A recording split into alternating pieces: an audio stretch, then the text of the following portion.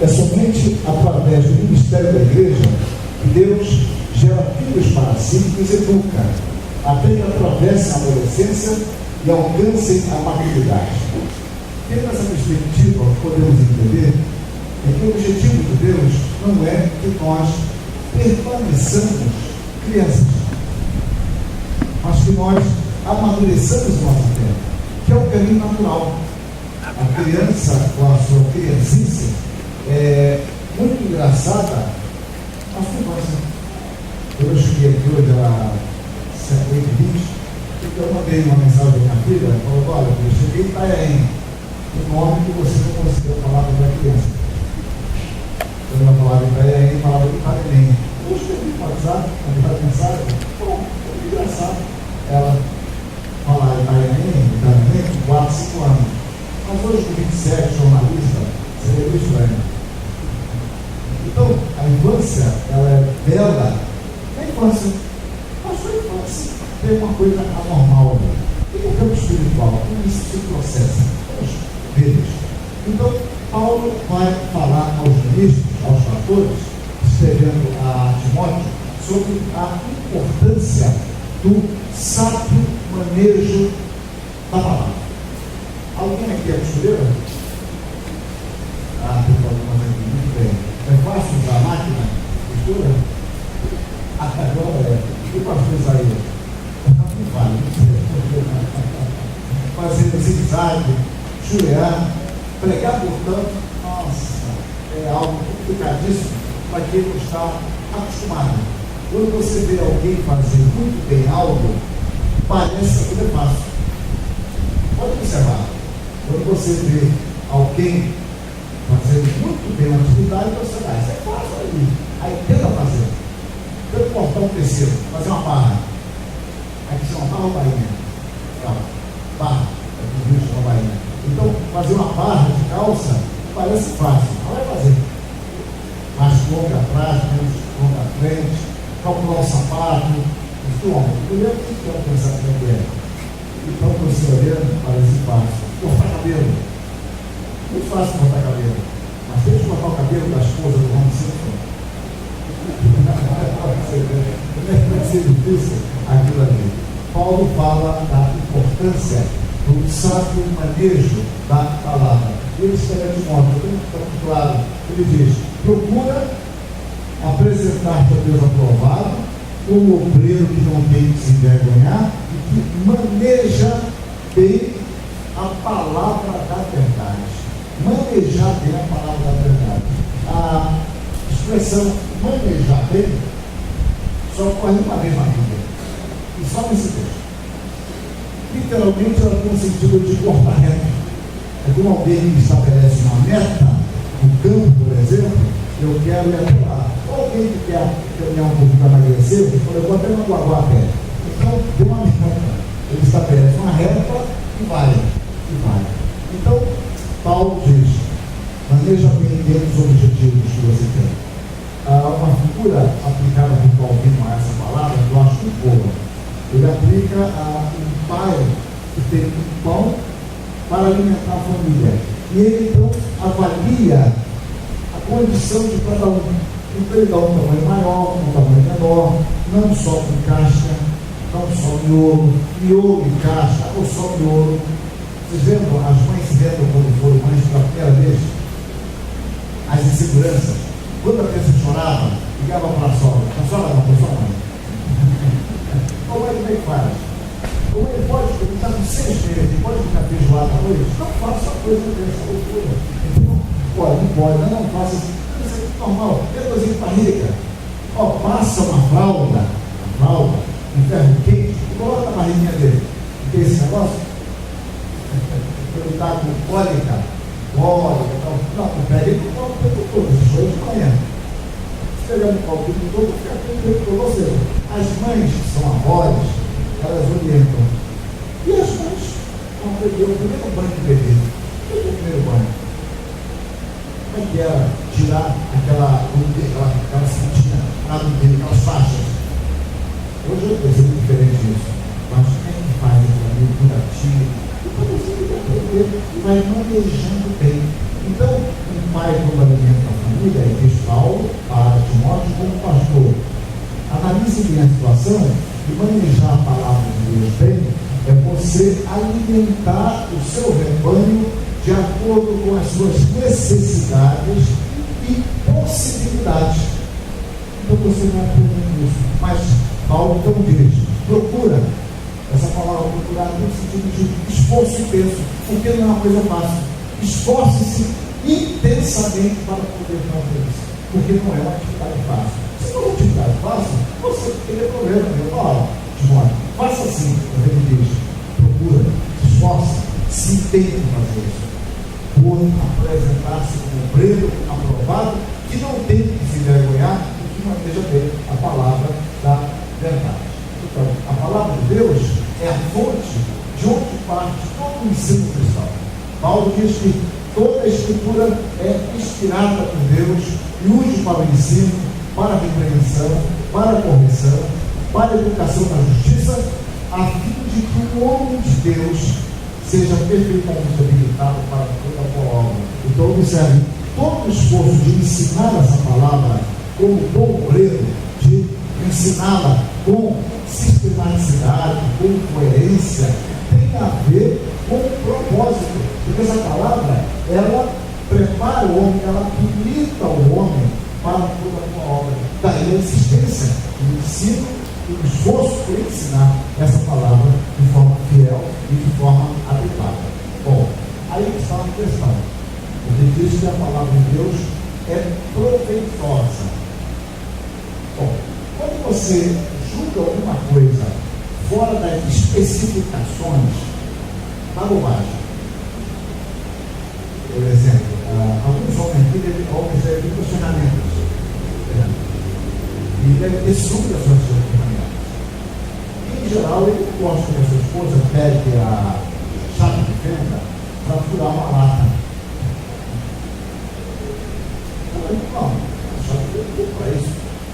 As mulheres também não gostam que use, eu vou dar ideia para vocês aqui, o cortador de cutícula para cortar muito bem. Tá certo? Dá ou dá? Tá? Ele é generosa. Então, o cortador de cutícula, ele vai na cultura mundial, muito bem. Se for cortar o dedão do pé seco, aí antes do banho, vai estragar o cortador. Ele tem muito para isso. Se você pegar pinça de sobrancelha, por exemplo, de lavatória, a boa ideia de lavatória. Você não gostava, né? Isso está muito certo e errado, porque eu estou com a pinça puxada na pinça. Bom, eu quero dizer o seguinte: quando você usa alguma coisa, tem que usar de acordo com o objetivo daquilo. Se você usar fora dos objetivos, em geral, dá problemas. Os jovens gostam de comprar um carro, ou ganhar um carro dos pais, e colocam uma roda enorme. A roda era 13 e coloca 18. Mas pega tudo. Suspensão do carro, amortecedor, pivô, tudo vai pagar. Porque aquele carro é um conjunto feito para andar pela roda 13. Outra roda, a carga não pega, a roda seca não pega, não passa a valeta, o corpo em cima, ou seja, é um caos, porque aquele carro não foi projetado daquela forma. Para entender isso que eu quero dizer, se você fugir aos objetivos de algo, você, em geral, vai fazer um juízo injusto. Você vai julgar mal. Olha, você propôs a isso, e você está querendo que se propõe uma coisa que não foi feita para isso. É como alguém que vai comer surpresa como se fosse almoço. Surpresa não é almoço, é algo que complementa.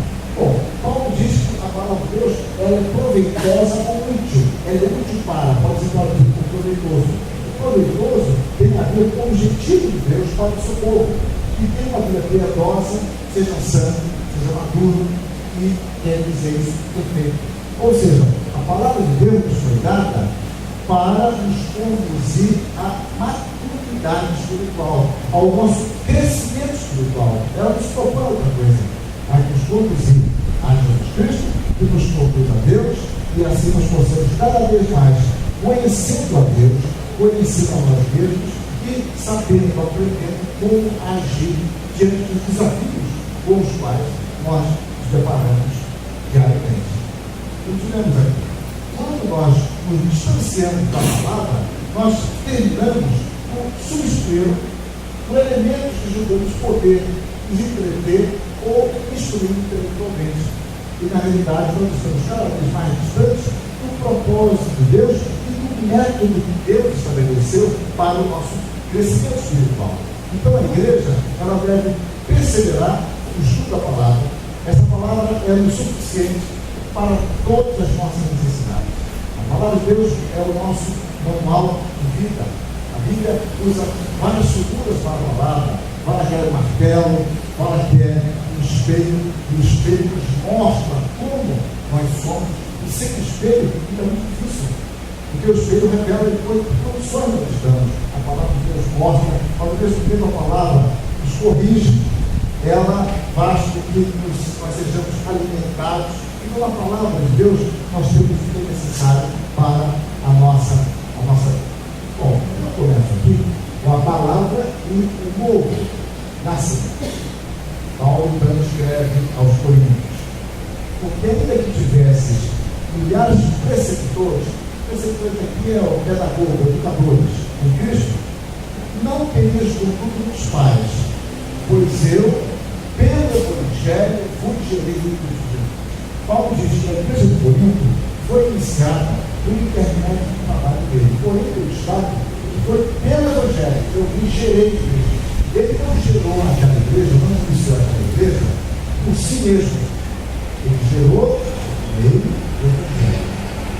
O início dessa congregação, dessa igreja, é muito difícil, porque parece que a viola que a maré subia, não tinha passagem para cá, a maré baixava.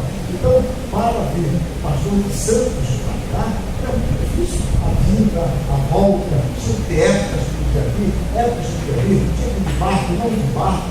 Ou seja, tinha que ter um discernimento, uma sabedoria e um conhecimento próprio. Mas quando ele vinha, e não só o pastor, mas os presbíteros, os membros, e aqui começaram esse trabalho, eles fizeram por meio da palavra. Ou seja, nenhuma dessas pessoas gerou essa igreja por si só. A geração de uma igreja, a nova igreja de Cristo, vamos pensar individualmente como uma igreja, sempre é por meio da palavra de Deus. Então, o Evangelho é o poder operante de Deus, no meio do qual Deus nos concede vida. Agora, há sempre perigo de nós confundirmos ponto de partida com o ponto de chegada. Você sempre observa o seguinte: quando alguém fala a distância da sua cidade para outra, em geral eles falam de entrada a entrada. A minha cidade é 100 km. Aí quando você vai ver, quanto é 100 km? É 110, 105, 103. É porque já cheguei na cidade. Mas ele chegou na casa dele. Entende? Então você pode confundir as coisas. Uma confusão tranquila que acontece é quando você pensa que chegou e ali não é a chegada. Ali é. Isso é terrível quando você junta assim a conversão. Percebeu? A conversão, o nosso novo nascimento, é o início ou é o fim? Cada vez. Quem acha que é o início? Quem acha que é o fim? A conversão, eu posso entender como fim, no sentido de um processo de Deus para aquele objetivo. Porém, a nossa vida cristã começa agora. E a luta será maior agora. Porque agora que você se deparar com tentações que antes você nem considerava tentação, e aquilo fazia parte da sua rotina, e agora não faz mais. Então, a salvação é uma linha de partida. Nós começamos agora. Nós nascemos em Cristo. Nós somos gerados de novo. Fomos gerados crianças, não adultos, para que nós possamos crescer, possamos nos desenvolver. Então, a regeneração, que é o nome para um novo nascimento, não é um ato que se completa em si mesmo. Antes, é a operação de Deus, operação sobrenatural que nos conduz ao desenvolvimento espiritual. Ou seja, nós nascemos crianças e agora nós vamos nos desenvolver, vamos crescer. Então, nós nascemos crianças para que possamos amadurecer em nossa fé. Agora, unidos a Cristo, nós somos alimentados por Ele mesmo. E a mesma palavra por meio da qual o Espírito nos gera, também ela nos alimenta. Ou seja, Deus nos gerou pela sua palavra. Muito bem, essa palavra é que vai nos acompanhar durante toda a nossa vida. Então, Calvino diz que Deus é o único Pai no âmbito da fé, porquanto regenera a todos os crentes pela instrumentalidade de sua palavra e pelo poder de seu Espírito. E é exclusivamente Ele que confere a fé. Ou seja, Deus nos dá a palavra, Deus nos fere em nós, para que nós possamos crer nessa palavra e conhecendo a palavra, conhecendo a Cristo que nos conduz a Deus. E tudo isso pela operação do Espírito Santo, que nos faz crer na mensagem recebida. Bom, segundo aspecto, a regeneração e a santificação. Definindo santificação. Quando fomos convertidos por Deus, nós fomos santificados no sentido de que Deus nos separa para si mesmo. Ou seja, Deus nos separa de uma vida distante dele, uma vida mundana, para Ele. Então, todos os crentes foram santificados, no sentido de separados para Deus. Um ato contínuo inicia-se um processo de santificação, que agora eu estou falando da santificação ativa, do crescimento espiritual de nossa maturidade. Então, esse crescimento espiritual, ele consiste em um abandono do velho modo de vida e uma progressão rumo à obediência perfeita à vontade de Deus. É como Paulo vai dizer mais na frente, que eu vou citar: deixando as coisas que para trás ficam, prossigo para o alvo. Então, a vida cristã envolve o abandono de determinadas práticas e, ao mesmo tempo, a adoção de práticas novas, de um crescimento de nossa fé, a partir de uma maior compreensão da palavra de Deus. Então, a santificação, ela começa primeiro pela nossa reconciliação com Deus. Nós somos reconciliados, nós éramos inimigos de Deus, estávamos afastados de Deus. Digamos assim, não adianta você ligar a água ou a água voltar se o encanamento estiver quebrado. A água da rua pode estar perfeita, tudo com muita força, mas se o encanamento está quebrado, a água nunca chega lá e diz: o que está acontecendo isso? A conta de água está vindo forte, e os primeiros reloginhos tiraram rapidamente e a água não chega. E o que está quebrado? Então, digamos assim, Deus nos reconcilia com Ele mesmo, por meio de Jesus Cristo. Então, o Espírito age nessa reconciliação e, ao mesmo tempo, na condução da vida, Ele nos alimenta, mas sempre a partir de uma reconciliação. Nós éramos inimigos de Deus. Lembre-se que Deus diz, por meio de Isaías 59, os vossos pecados fazem separação. Ou seja, nós estávamos separados, fomos reconciliados, Paulo fala aos Coríntios, que Deus nos reconciliou com Ele mesmo, por meio de Jesus Cristo, fomos reconciliados, e Ele agora nos alimenta gradativamente para o nosso crescimento espiritual. Então, um autor contemporâneo define santificação como sendo isso: um processo educacional planejado e programado por Deus com o propósito de nos refinar, purificar, animar, firmar e amadurecer. Por meio dele, Deus nos leva progressivamente à forma moral e espiritual que Ele quer que alcancemos. Isso é o nosso processo. Eu tive uma reportagem sobre como é que uma água suja é tratada. Quantos estágios aquela água passa de purificação, tirar as impurezas mais grosseiras, depois entra num recipiente assim, depois outro, até que ela possa ser devolvida. Então, assim, Deus vai nos purificando, Ele vai nos tratando gradativamente.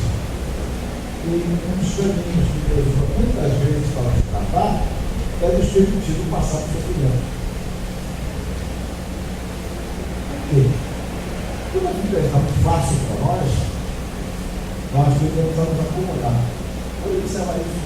Com saúde, com dinheiro, o casamento está bem, os filhos estão bem, a economia está sanada, precisa concordar. E Deus, Ele nos trata de acordo com a sua soberana vontade, com a sua sabedoria, e ao mesmo tempo Ele sabe como nós somos.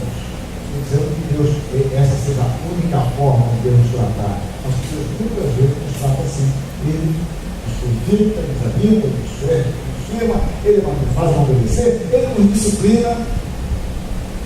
Ele nos disciplina também para o nosso crescimento, para a nossa maturidade. Não é à toa que o salmista diz: foi bom ter passado pela aflição para que aprendesse os teus mandamentos. É só depois olhar Salmo 119, verso 67, verso também 171.